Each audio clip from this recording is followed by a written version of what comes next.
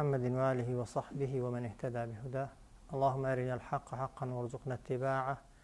وأرنا الباطل باطلا وارزقنا اجتنابه. لتفسير سورة بقرة قيشتنا آتي 163 كخواي قورا لو آتجد دفرمت وإلهكم إله واحد وإلهكم يعني برستراوي إيوة أي إنسان كان إله واحد يكتاك برستراوة يعني أوي إيوة كدبي ببرسنو بنداتي بوبكن تنها يكخوا دوانين چندان خوانين لا إله إلا هو هیچ کەسێکی شایانی بەنداتی بۆ کردن نییە جگە لە ئەو خوایە کە سیفەتی ئەو خوای چۆنە الرحمن الرحیم سیفەتی ئەو خوای کە ئێمە بەنداتی بۆ دەکەین یا دەبێ بەنداتی بۆ بکەین خاوەنی بەزەییە و خاوەنی میهرەبانیە وایە ڕەحمان و ڕەحیم ئەگەر بیکەینە کوردی هەردووکیان یعنی بە بەزەیی یعنی میهرەبان بەڵام ئەگەر دقیق معنای کەین فەرقیان هەیە یان نیانە بێگومان هەیەانە ڕەحمان یعنی خوای گەورە میهرەبانە لەگەڵ هەموو دروستکراوەکان لە دنیادا بە چاک و خەراب بە ئینسان و غەیر و ئینسانەوە کە دەڵێن الرەحیم یعنی خوای گەورە ڕەحمەتی خۆی تایبەت دەکات لە قیامەتێ بەس بە ئیمانداران لە قیامەتێ ڕەحمەتی خوای گەورە بەس شمولی کەسێک دەکات کە ئیمانی هەبێ وایە طبعاً ڕەحمەتی خوای چەند بەشە سەد لەو سەتەی چەندیان هاتۆتە دنیاە یەک ئەو ڕەحمانە یەک بەشەکەیە ها ڕەحمان یەک بەشی ڕەحمەتی خوای گەورەیە لە سەتی یەک لە سەتە بەو یەک لە سەتەی خوای گەورە بەشی هەرچی دروستکراوە داویەتی وایە ئەی تەسەوور کە ئەگەر خوای گەورە ئەو هەموو ڕەحمەتەی دنیاە کۆکاتەوە و 99 ئەوەندەی کەشی بێتە گەڵە و تایبەتی کا بە ئیمانداران بێگومان ئینسان هێندە دڵی خۆش دەبێ وانە ئەگەر بەس بیر لە ڕەحمەتەکەی کەیەوە قەت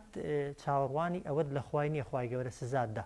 وایە خوای گەورە بتخاتە جەهەنەمێ مادام ئەتۆ ئیمانداری بەس ئیمانت هەبێ وازحە بۆیە دەفەرمێت وئیلاهوکم ئیلاه واحد پەرستراوی ئێوە ئەی ئینسانەکان ئەی ئیمانداران ئیلاه واحد یەک پەرستراوە لا ئیلاهە جا عولەما دەفەرمون لا ئیلاهە بحەق یعنی هیچ پەرستراوێک نییە ڕاستەقینە بێت و حەق بێ ئیلا هو جگە لە خوا کە الرەحمان و الرەحیم کە خاوەنی میهرەبانی و خاوەنی سۆزە هەم لەگەڵ دروستکراوەکانی لە دنیادا میهرەبانی هەیە و هەمیش لە قیامەتێ سۆز و میهرەبانیەکەی تایبەتە بە ئیماندارە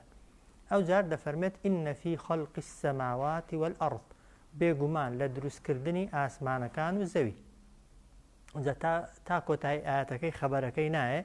ئینە فی خەڵقی السەماوات والئەرض بێگومان لە دروستکردنی ئاسمانەکان حەوت ئاسمانەکاندا ئەگەر فکری لێ بکەیەوە و لێی بڕوانی وازحە والئەرض و لە دروستکردنی زەوی دوو ئەو زەوی کە لەسەری دەژین وەختیلافی اللەیلی والنەهار وەختیلاف لە ئاڵوگۆڕکردنی شەو و ڕۆژ ئاڵوگۆڕکردنی شەو و ڕۆژ ها عادەتەن شەوان ساردە و ڕۆژە گەرمە بە زۆری وایە یا شەو تاریکە و ڕۆژ ڕووناکە یان هێندێک جار ڕۆژ کورد دەبێت و شەو درێژ دەبێت هێندێک جار شەو درێژ دەبێت و ڕۆژ کورد دەبێت هەر ئەو 24 ساعتە خی گەورە گۆڕانکاری بەسەردادێنێ وەختیلافی اللەیلی والنەهار لە ئاڵوگۆڕکردنی شەو و ڕۆژدا جا تەسەوور کە ئەگەر ئێمە تەنها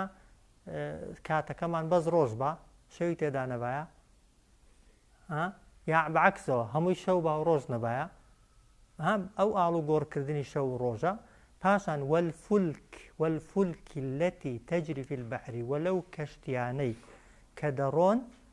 والفولك التي ئەو کەشتیەی کە تەجری في البحر دەڕۆن بەناو دەریادا دەریا ئاوێکی نەرم و شلە وایە ئەمن تۆ یەک بەردیگس کۆکەی بخەینە ناوێ تا بنی ڕناوەستێ وایە بەڵام کەشتیەک بە سەدان تەن و بە هەزاران تەن ئێستا دروستکراوە دەخرێتە سەری بەناو ئەو ئاوە نەرمەدا دەڕوات و نقومیش نابێ بیما یەنفع الناسە کە بەهۆی ئەو کەشتیانەوە سوود دەگەیەندرێ بەچێ بە خەڵکی وما أنزل الله من السماء وما ئەوەی ناردوویەتیە خوارێ لە ئاسمانەوە من ماء لآو باران يعني وما أنزل الله أو إخوة ناردوية يخواري لآسمانوا طبعا باران لآسمان دباره ها لخودی ئاسمانە شینەکەی ئەو ئاوادێتە دەرێ لە هەورەکان کە هەورەکان زۆر تەوان نزیکن لە ئێمە بەڵام لە لای ئاسمانی ڕایانی لەژێر پێمان ڕانایە بارانەکە لەسەرێ ڕا لە ئاسمانی ڕا لە لای ئاسمانی ڕا بارانی دەبارێنێ جا فەئەحیا به الأرض زیندوو دەکاتەوە بەو ئاوە خوای گەورە الأرض زەوی بعد مەوتیها دوای ئەوەی کە مردووە و یعنی وەکو مردووی لێ هاتووە و گژ و گیای تێدا نەماوە ئێستاش ماویەتی وبەثە فيها وبڵاویشی کردوتەوە لەناو ئەو زەویەدا من كل دابة لە هەموو گیاندارێک دابە یعنی مایە دب على الأرض هەرچی بخشکێ و بڕوا بەسەر زەویدا پێی دەگوترێت دابە هەرچی زیندەوەر هەیە کە عولەما دەفەرمون بە مەلاین زیندەوەر هەیە کە مرۆڤ وابزانم سەدا حوتی هەشتی تا ئێستا توانیوێتی کەشفیکا و پێی بزانێ يعني سەدان دروستکراو هەیە ئینسان هەر نەیدیوە و هەر پێشی نازانێ وبث فيها من كل دابة بڵاوی کردوتەوە لەناو ئەو زەویەدا هەموو گیاندارێک هەموو خشۆکێک پاشان ئێستاش ماوێتی وتەصریفی الریاحی وە لە ئاڵوگۆڕکردن و هێنانی بایەکاندا الریاح جا عولەما دەفەرمون ها ئەگەر دیقەتی قورئانێ دەین هێندێک جار دەڵێ ریح هێندێک جار دەڵێ ریاح ریاح یعنی بایەکان بەس ریح یعنی با عولەما دەفەرمون ئەگەر ریاحی بەکار هێنا یعنی بای ڕەحمەت بای میهرەبانی چونکە بۆ معلوماتان بایە تەلقیحی دار و درەختەکان دەکا بایە کانیاوەکان دەژێنێتەوە بایە هەورەکان بە یەکتری دەگەێنێت و بارانیان لە بینیدا دروست دەکا وە کۆمەڵێک میکرۆب و پیسایی و شتیش هەیە بەهۆی باوە خوای گەورە لای دەبا لە شوێنێک بۆ شوێنێکی دیکە بۆیە ریاح بای ڕەحمەتە وتەصریفی الریاحی وە لە ئاڵوگۆڕکردنی بایەکاندا بایەکە هێندێک جار بە قووەتە هێندێک جار بێ قووەتە وایە هێندێک جار گەرمە هێندێک جار ساردا هێندێک جار لە ڕۆژهەڵاتەوە دێ هێندێک جار لە ڕۆژ ئاوەوە دێ هێندێک جار لە جنوب باکوورە هێندێک جار باشوورە هەر یەکەی بە نظامی خوای گەورە دەیهێنێ لە خۆڕانیە وتەصریفی الریاحی وە لە ئاڵوگۆڕکردنی باکاندا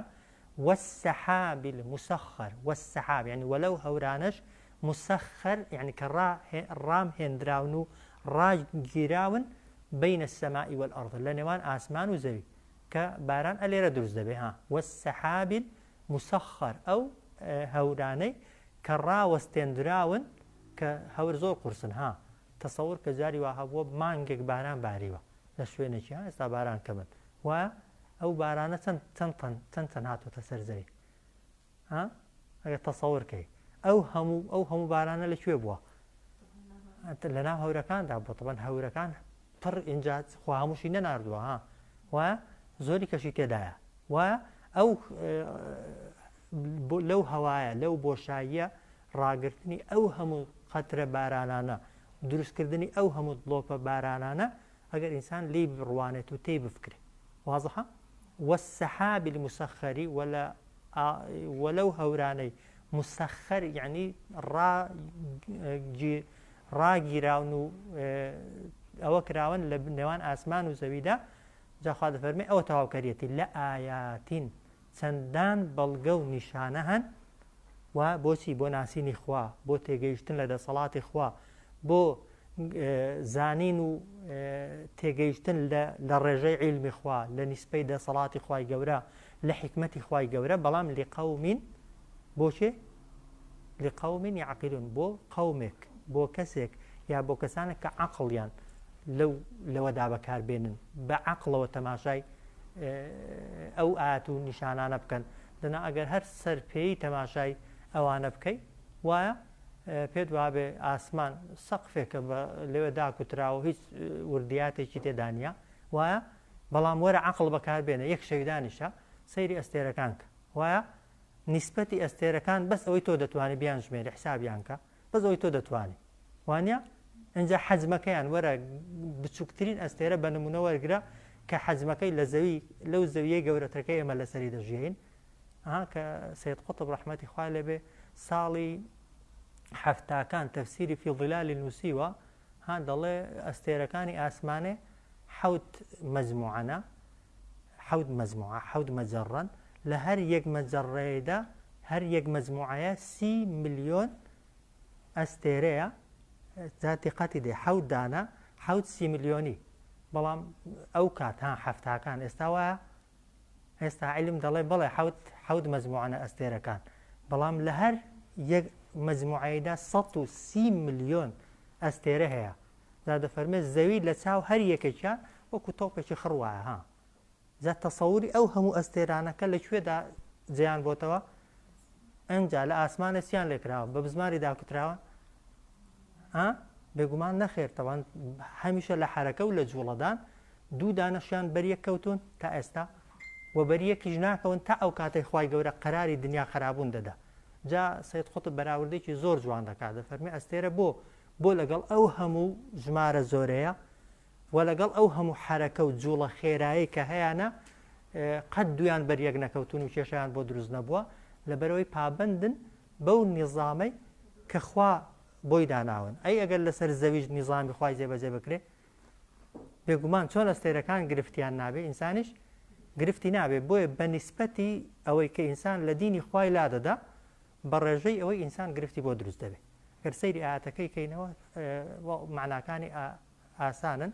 إن في خلق السماوات والأرض بێگومان لە دروستکردنی ئاسمانەکان و زەوی واضحە واختلاف الليل والنهار ولا ئاڵ و گۆڕکردنی شەو ڕۆژ والفلك التي تجري والفلك ولو كشتياني كتجري في البحر درون بناو دەریاکاندا بما ينفع الناس کە بەهۆی ئەو ڕۆیشتنەوە بەهۆی ئەو کەشتیانەوە قازانج و سوود دەگەیەندرێ بەچی بە خەڵکی ها ئێستا تارەکانیش بە کەشتی دەگوازرێنەوە بۆ شوێنی دوورها و قدرەتی تارەش لە ئاسمانێ نیسپیە ها دیاریکراوە ئەگەر شوێنەکە زۆر دووربی بە کەشتەکان لە شوێنەکەەوە دەیبن بۆ شوێنێکی دیکە خۆ سەرزەوی زۆرینەی ئاوە ئەگەر کەشتی نەبایە ها پەیوەندی سەرزەوی بەیەکەوە نەدەبەسترایەوە وما أنزل الله من السماء من ماء وأوي خوا ناردوية خواري لآسمان را لآو يعني باران فأحيا به الأرض زندوي كردوتو بو آو الزوي من بعد موتها دواء أوي كزوية كمردوو وكو مردو لهاتو يعني قجوجاي تيدانا ماوا واضحة وبث فيها من كل دابة وبلاوي كردوتو ودرستي كردو هل لناو زوي دا همو زورا جاندارك وتصريف الرياح ولا آلو غور كردني باكان والسحاب المسخر ولو هورانيك رام كراون يا راقي جيراون لبين آسمان كانوا زويدا تهيا لآيات چەندان بەڵگە و نیشانە هەن بەڵام بۆ هەموو کەسێک نا لقەوم یعقلون بۆ کەسێک کە ژیری بەکاربێنێت لە هێندێک شوێنان دەفەرمێت لقەوم یتەذەکەرون کە باسی نعمەتەکان دەکات لقەوم یتەفەکەرون ها ئینسان ئەگەر بیرکردنەوە و فکرکردنەوە و عەقڵ بەکارهێنانی تێدابێ بێگومان دەگاتە ئەو یەقینەی کە تەنها ئەڵڵا خاوەنی هەموو هێزێکە و خاوەنی هەموو عیلمێکە و خاوەنی هەموو حکمەتێکە وایە هیچ کەسێکی عاقلیش نە لە قەدیم و نە لە تازە و نە لە داهاتوشدا ناڵێ ئەو مەخلوقات و دروستکراوانەی کە هەنە کەسێکی دیکە دروستی کردوون وایە ئەی معنای هەیە هەرچی کەون هەیە خوا خەڵقی کردبێ بەڵام ئینسان ئەو خوا نەپەرستێ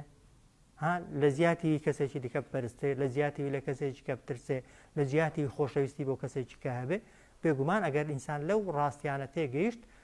پەرستنی غەیری خوا یا هاواربردن بۆ غەیری خوا ترسان لە غەیری خوا خۆشەویستی بۆ غەیری خوا معنایەکی نامێنێ پاشان دەفەرمێت ومن الناس بەشێک لە خەڵکانێک هەن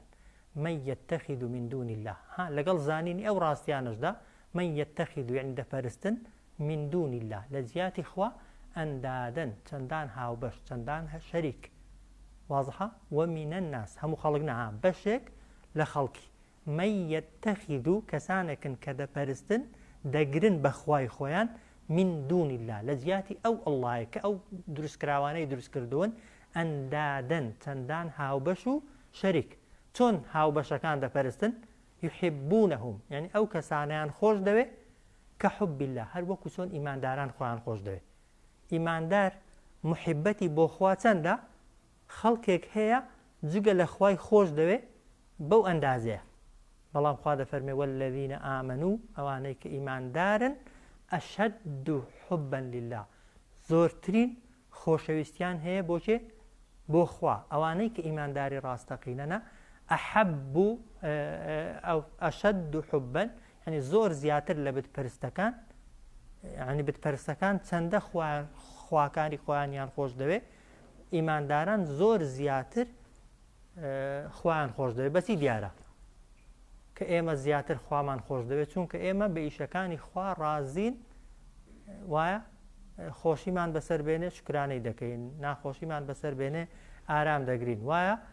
نەخۆشمان کە هەر ڕازین دەزانین خوای گەورە دەوێت خاوێنمان کاتەوە بمان برێنێ دەزانین دەمان باتە باش شتێ ئەگەر ئیماندار بین هەر ڕازین بەس ئەوانەی غەیری خوای دەپەرستن دەزانن تا چ کاتێک دەیپەرستن بەس ئەو کاتەی لە خۆشیدان ئەو کاتەی خۆشیان بۆ دێنێ جا بتپەرستەکان کاتی خۆی عادەتیان وابوو کە دەچوون لە لات و عوزا دەپارانەوە ئەگەر ئەو شتەی داوایان دەکرد هاتپاجێ خۆوانش نیان دەکرد ها بەس پێیان وابوو ئەو خوانە بۆیان کردوون دەچون ستایشیان دەکرد و قوربانیان بۆ دەکردن هەی ئەگەر پارابانەوە و نەزریشیان بۆ کردبان و ئیشەکەشیان بۆ جێبەجێنەوە بە هەڕێک لە خواکانیان تۆڕە دەبوون و خواکانیان بەجێ دەشت بۆیە خۆشەویستیەکان خۆشەویستیەکی ڕاستەقینە نەبوو وە لە قیامەتیش لەعنەت و نەفرین لە یەکتری دەکەن بەڵام ئیماندار وان نییە بۆیە ئاەتەکە ومن الناس من يتخذ من دون الله ئەندادن خەڵکانێک هەن دەپەرستن لە جیاتی خوا ئەندادن چەندان هاوبەش و شەریک و خوای دیکە یحبونهم خواکانی خۆیانیان خۆش دەوێ کە حب الله هەر وەکو چۆن ئیمانداران خۆیان خۆش دەوێ بەڵام خوا دەفەرمێ والذینە ئامەنوو ئەوانەی کە ئیماندارن ئەشەد حوبا لله یعنی خۆشەویستی هەرە زۆریان بۆچەیە یا زۆرترین خۆشەویستیان لە هەموو کە زیاتر بۆ خوا هەیە جا خوا دەفەرمێت وەلەو یەڕە الذینە ظەلەموو ئەگەر ببینن ئەوانەی کە ستەمکارن ئەگەر ببینن ئەوانەی کە ستەمکارن ئیذ یەڕەونە العەذابە کاتێک کە پیشانیان دەدرێ سزا حاڵی یعنی ئەگەر خوای گەورە کافرەکانتان بێنێتە پێش چاوی کاتێک کە لە قیامەتێ لە بەرامبەر جەهەنەمدا خوای گەورە ڕایان دەگرێ و وەختی ئەوەیان دێ بخرێنە ناو جەهەنەمێ لەو کاتیدا تەوان لە هێندێک شتی حاڵی دەبن لە هێندێک شتی تێدەگەن کە تێگەیشتنی ئەو کاتیش بە کەڵکی هیچ نایەت و هیچ سوودێکی نییە وەلەو یەڕە الذینە ظەلەموو ئەگەر بینی بایان ئەوانەی کە ستەمکارن ئیذ یەڕەونە العەذابە کاتێک کە پیشانیان دەدرێ سزا بۆیان دەردەکەوت کە ئەنە القووەتە لله جەمیعا ئەنە القووەتە بێگومان هێز دەسەڵات توانا لله بۆ خوایە هەر هەموو دەسەڵاتێک وازحە وأن الله وبوشيان رون دەبێتەوە کە خوا شدید العذاب زۆر توندە لە سزاداندا زۆر جار ئێستاش خەڵکی تاوانکار و خراپەکار بەچی خۆی فریو دەدا بەوەی کە دەڵێ خۆ خوا بە بەزەیە وایە یا هەمیشە دەڵێ خۆ خەڵکی لە من خراپتر زۆرە ئەمن ئەگەر نوێژە نەکەم خەڵکێ نوێژەش ناکا و پیاویش دەکوژێ وایە خەڵک نوێژەش ناکا و زیناش دەکات نوێژەش ناکا و چیش دەکات ئەنی هەمیشە بەوەی خۆی دەخەڵەتێنێ کە لەبەرەوەی خوا ڕەحمی زۆرە و بەزەی زۆرە خوای گەورە هیچ بەندەیەکی خۆی و هیچ عەبدێکی خۆی سزا نادا طبعا ئەوە پێوانەیەکی هەڵەیە بۆ تاوانکردن چونکە لەگەڵ تاوانکردن و خراپەکردندا ئینسان دەبێت بیری لە لای سزا و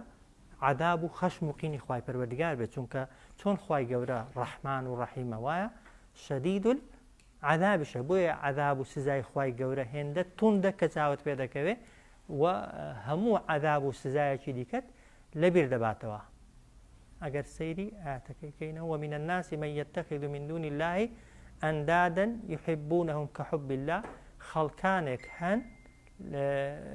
دەپەرستن جگە لە خوای گەورە هاوبەشانێکی دیکە يحبونهم كحب الله یعنی خواکانی خۆیان خۆش دەوێ هەروەکو چۆن ئیمانداران خۆیان خۆش دەوێ والذینە ئامەنوا ئەشەد حوبا لله ئەوانەی ئیماندارن خۆشەویستیان زۆرترە لەو بتپەرستانە بۆ خوا وەلەو یەڕە الذینە ظەلەموو ئەگەر ببینن ئەوانەی کە ستەمکارن ئیذ یەڕەونە العەذابە کاتێک سزای خوای گەورەیان پیشان دەدرێ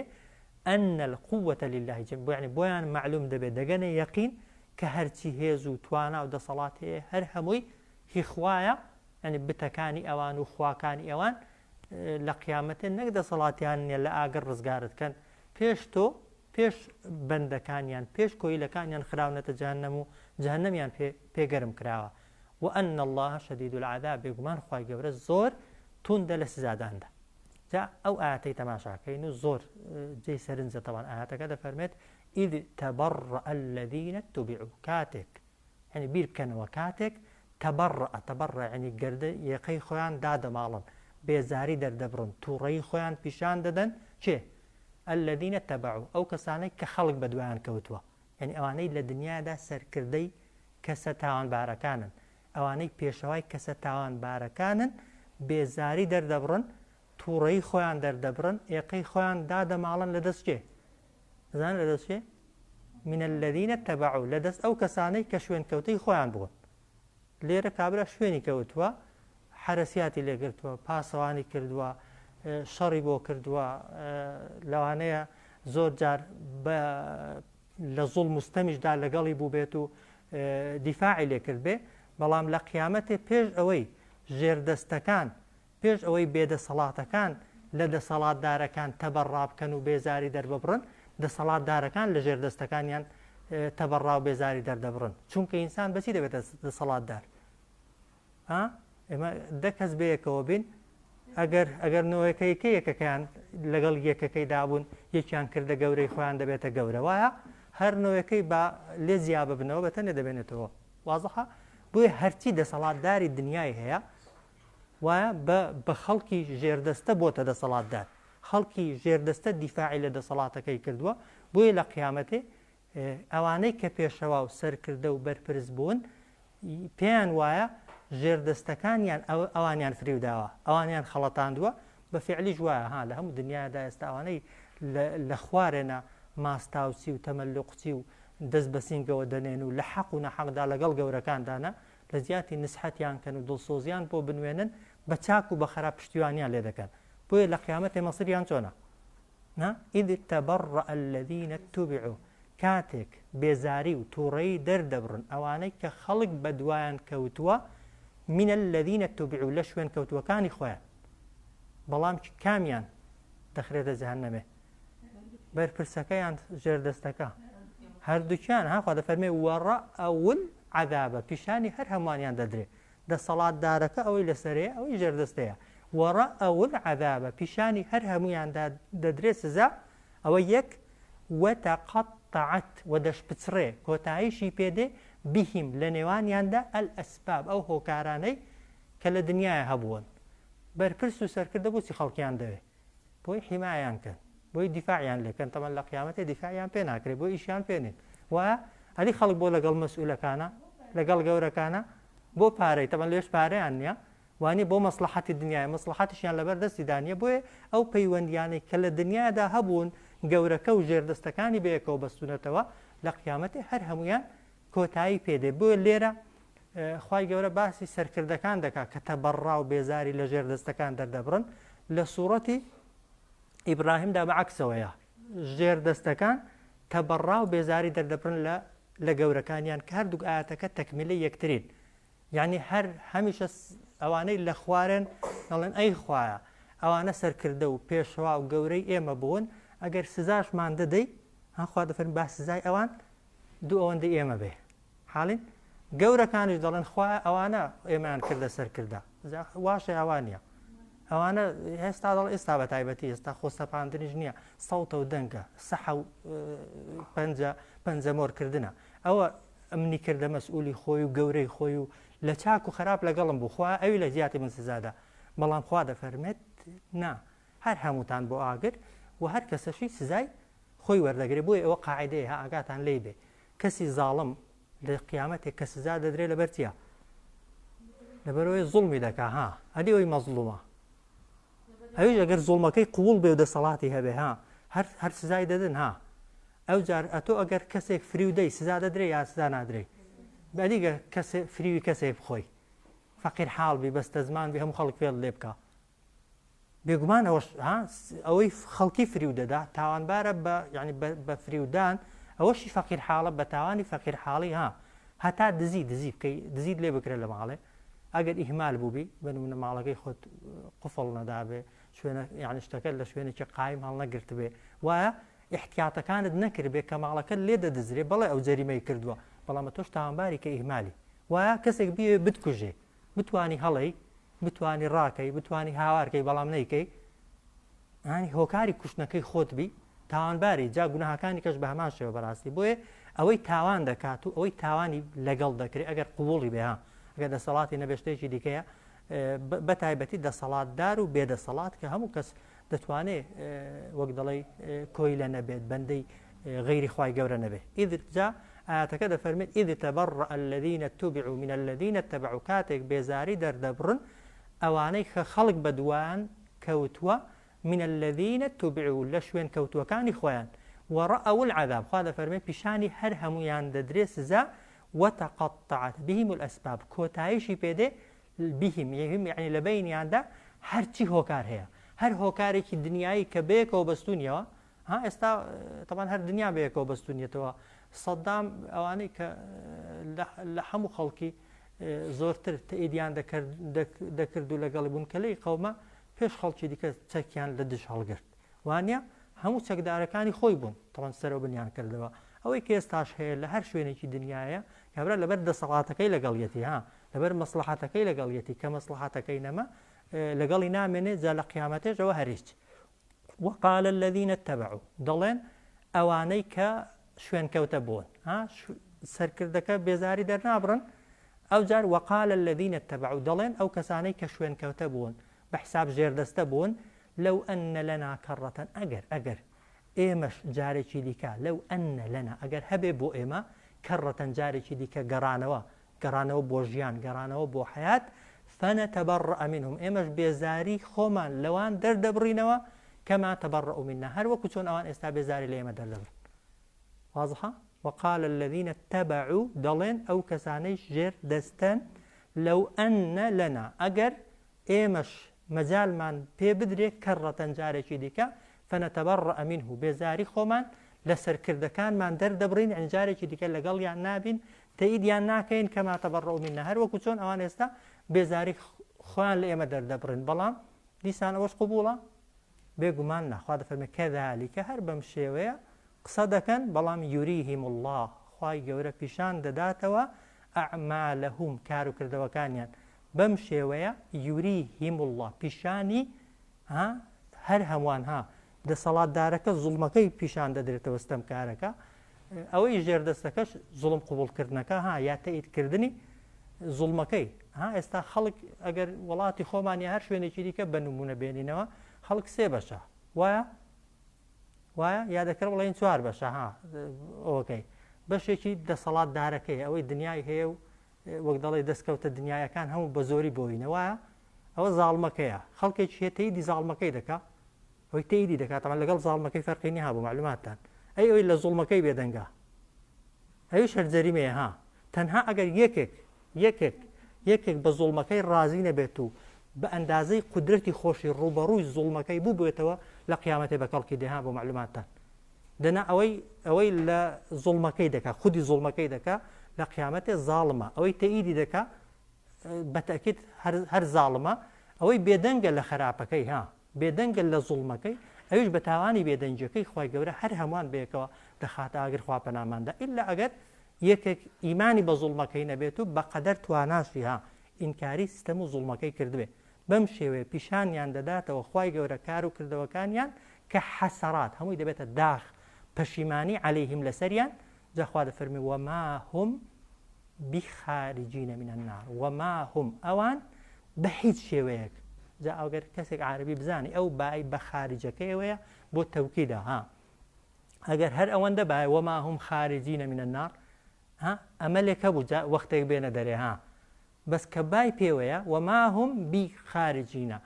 بە هیچ شێوەیەکی ئەوان لەو ئاگرەی کە چوونەتە ناوی یا دەخرێنە ناوی نایەنە دەرەوە خوا پەناماندا یا ئەیها الناس كلوا مما في الأرض حلالا طيبا ئەی ئەوانەی کە ئیمانتان عەفنا ئەی خەڵکینە و ناڵێ ئەی ئیمانداری نالێرە یا ئەیها الناس ئەی خەڵکینا مسلمانی کافری چاکی خراپی کولو مما في الأرض بخۆن لەو شتانەی کە لە زەویدان بەڵام هەموو شتەکان نەها ئەوانەی دوو سیفەتیان تێدا حەلالەن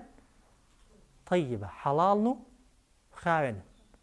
وازحە جا یەک پرسیار هەیە ها زۆر جار کە دەڵێ فڵان شتە حرامە هەندێک خەڵک دەڵێ خوا بۆ دروستی کردووە وایە هەستا مەسەڵەن بڵێ گۆشتی بەرازی حرامە وایە مەسەڵەن زۆرێک لە گیاندارەکان سەگ حرامە وایە ئەگەر مار بە نمونەها پێوە دەدا دەتکوژێ لەوانەیە بتکوژێ وایە چۆن جواب دەدەیەوە ئافرین مەمەستم لێرە دەڵ ئەی خەڵکینا بخۆن ناڵێ مەمەستی فعلەن وەڵامێکی دقیق ئەوەیە فعلەن جوانە وەڵامی دقیق ئەوەی بڵێن خوا هەرچی دروستی کردووە لە سەر زەوی بۆی دروست نەکردووە بیخۆین وایە هەر یەکەی بۆ سوودێکی دروست کردوون سەگێک کە گڵاوە بەڵێ گڵاوە وایە بەڵام خوا ناڵێ بڕۆ سەگی لە باوەش بگرە و لەگەڵ خۆتی بخەوێنە و ممارەسەی خۆشەویستی و چویستی لەگەڵ بکەوایە خوای گەورە سەگی کە دروست کردووە بۆی حرەسیاتی پێ بگری ئەگەر دوژمنێک و ناحەزێک و دڕندەیەکی لەو بەهێزتر لە تۆ بەهێزتر هات پاسەوانیت لێ بکە وایە نەک بەنمونە مێشولە و پێشولە خوا کە دروستی کردوون خۆخوا ناڵێ بڕۆبیان خۆ وایە مێشولە و پێشولە هەرە بچکووکەکان لەکوێ هەن بە زۆری لە شوێنی خاوێن یا پیس لە شوێنی پیس ها ئەو میهنەی کە من و تۆ نایکەین ها ئەو شەی کە من و تۆ نایکەین یا پێمان ناکرێت جاری وایە ئەو میکرۆب و پیساییە بچووکانەی کە من و تۆ نایبینین ئەوان لای دەبن جا محەممەد متەوەلی شعراوی لە تەفسیرەکەیدا شتێکی زۆر جوان دێنێ دەڵێ لە میسر ماسیەک هەبوون لە حەوزەکاندا بچووک بوون یعنی سەرم سوڕما بوو چەندی تەماشام دەکرد ئەو ماسیانە لە حەزبی خوان قەت گەورە نابن گەورەتر نابن دەڵێ دوایە سەفەرێکی سعودیم کرد چوومە سەر شوێنێکی ئاوی تێدا ڕاوەستێنرا بوو مەجموعەیەک ماسی لەو بابەتانەی تێدا بوون دوای کە پرسیارم کرد و بە دوادا چوون بۆ کرد و ئەوانەی ئیخسائی بابەتەکەی بوون گوتیان ئەو ماسیە گچکانە ئیشیان لە ناو حەوز و ئاوەکاندا ئەوەیە دەستنە ئەو کونە بچووکانەی کە هیچ دەرمانێکی دیکە نایچێتێ ئەگەر گەورە بووبانە تەوان ئەو وەزیفەیان پێ ئەنجام نەدەدرا باڵندەیەکی دیکە هەیە بە نمونە باڵندەیەک هەیە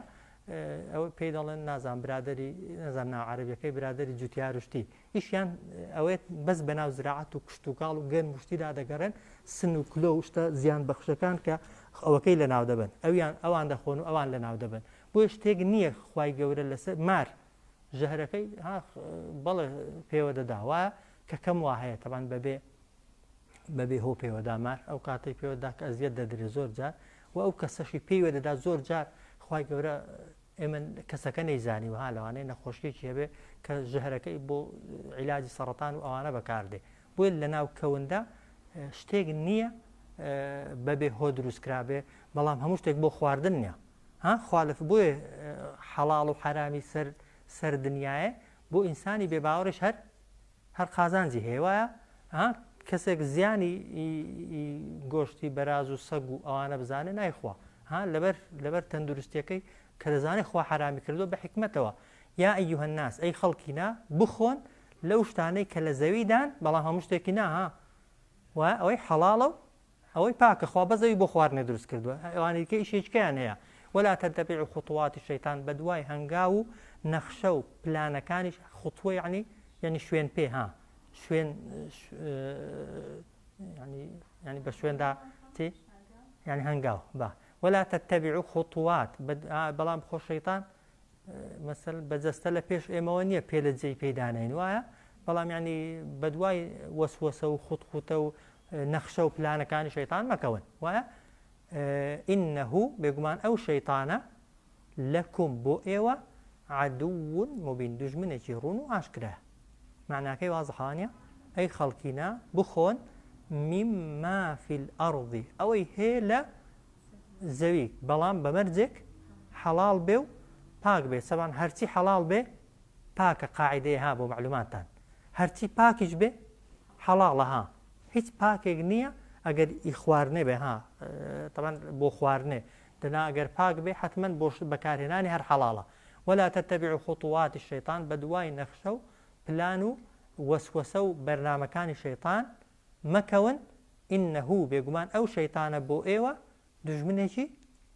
رونو ئاشکرا طبعا بە هەر قیمەتێک بێ دەیەوێ بتکاتە شەریکی خۆی جا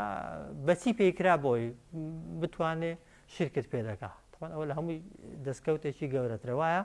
نەیتوانی گوناهێکی کەبیرەت پێ دەکات وایە نەیتوانی واجبێکت پێ تەرک دەکات وایە هەر نەیتوانی وات لێ دەکات ئیهمال بی لە سونەتەکان وایە هەر نەیتوانی هەندێک جارە لە تووشی عوجب و لە خۆبایی بوونمان دەکات بەهۆی عیبادەتەکانەوە وایە هەجاری وایە شەیتان لە هیچیدا پێت ناوێرێ ئاخری قووەتی ئاخری دێ وات لێ دەکات خۆت پێ لە خەڵکی باشتر بێت چاکتر بێ پێت وا بێتەوە تۆ باشتی و لێبوویەوە و هەرچی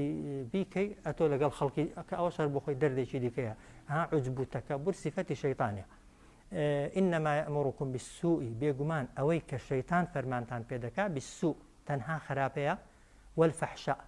وجاب سوء وفحشاء علماء دا فرمون زيا هردو كان يعني خرابة بس سوء تاوانك أو تاوانانا كسزان سزاي دنياي يعني ها حالين ها استا غيبة درو نميمي هي سزاي كان بو دياري كرا ولا دنياي ها أوانا سوء بلان فحشاء زینا و قەتڵ و دزی و بوختانی زینا و ئەوانە حەدی دنیاییان هەیە و جا شەیتان هەردووشی هەم دەیەوێت ئەو گوناهانەت پێ بکات کە سزای دنیاییان نییە بەزی قیامەتیان هەیە ئەوە سوءەکەیە و هەمیش دەیەوێت جاری وایە ئەو گوناهانەت پێ بکات کە عقوبە و سزاشیان هەیە إنما يأمركم بالسوء بێگومان تەنها و تەنها شەیتان فەرمانێکت پێ دەکات کە فەرمانەکە سوء بێ ئەنجامدانی تاوان و خراپەکاری بێ و یەک فەرمانی کەش پێ دەکات و ئەن تەقولوا و فەرمانیشتان پێ دەکات قسە بکەن على الله بە ناوی خواوە ما لا تعلمون لە شتێکدا کە زانیاریتان لەسەری نییە ئەوەش ئەمری شەیتانیە ها و ئەن تەقولوا و فەرمانیشتان پێ دەکات قسە بکەن قسەکەش بە ناوی کێوە بکەن بە ناوی خواوە بکەن ما تعلمون لە شتێکدا قسە بکەن کە هیچ زانست و زانیاریەکتان لەسەر نییە بۆی عیلاج چی ئەگەر پرسیاری دینیشیان لێ کردی ئەگەر یەقینت نەبوو